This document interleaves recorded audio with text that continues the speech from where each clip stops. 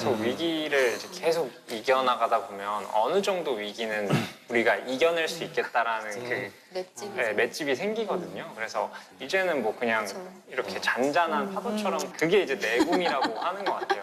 근데 가끔가다 이제 그거를 초월하는 어떤 것들이 찾아올 때가 있는데 저희도 사실 그런 회사가 망할 뻔한 적들이 있었죠. 많이 있었고 한 2018년도 정도에는 저희 법인 통장 잔고에 8만 원이 남은 적도 있었어요. 그러니까 그 정도면 이제 문 닫아야 되죠, 사실. 직원들 월급 다음 달에 못 주는 거고. 그러면은 회사 가면 직원들 눈을 못 봐요. 그때가 죄인 같고 막. 잔고에 8만 원 남아 있으면 월급은 고사하고 거기 들어가는 여러 비용들 있잖아요. 그러니까 진짜로 어느 정도였냐면 요만한 복합기가 있었는데 그 복합기에 잉크가 떨어져서 인쇄를 못 한다고 직원이 이제 잉크 좀 사게 해달라고 이제 품위를 올렸는데 그거를 승인을 못 하겠는 거죠.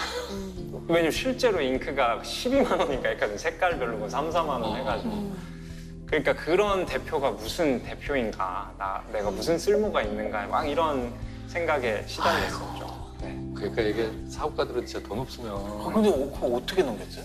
그때 진짜 기적적으로 투자를 받으셨구나. 예, 그 투자 받아서 대치동에 매장 내고 그때부터 살아난 거죠. 그러니까 결국은 사업은 다 성과라는 거를 그때 많이 깨달았죠. 그러니까 실제로 우리가 알고 있는 큰 스타트업들의 대표님들이 7.8기, 8.9기 정말 8번 실패하고 9번째 성공하신 분들 많이 계시거든요. 아니 그럼 7.8기 뭐 이런 분들이 계시면 네. 그만큼 그거 안 된 거잖아요. 그렇죠. 맞아요. 그럼 그거 어떻게 되나? 그 투자금 받았는데 그렇게 안 성장을 되고, 못 한다? 성장 안 되고 망하면 성장 안 되고 그렇죠. 그냥 잃는 거죠. 투자는 진짜 돈을 투자한 거니까 사실 그걸 받아내기는 쉽진 않거든요.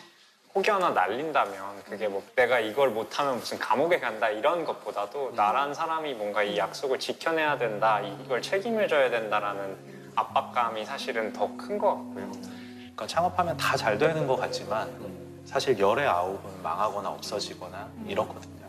그리고 투자도 다 받는 것 같지만 열에 사실 아홉은 못 받거든요.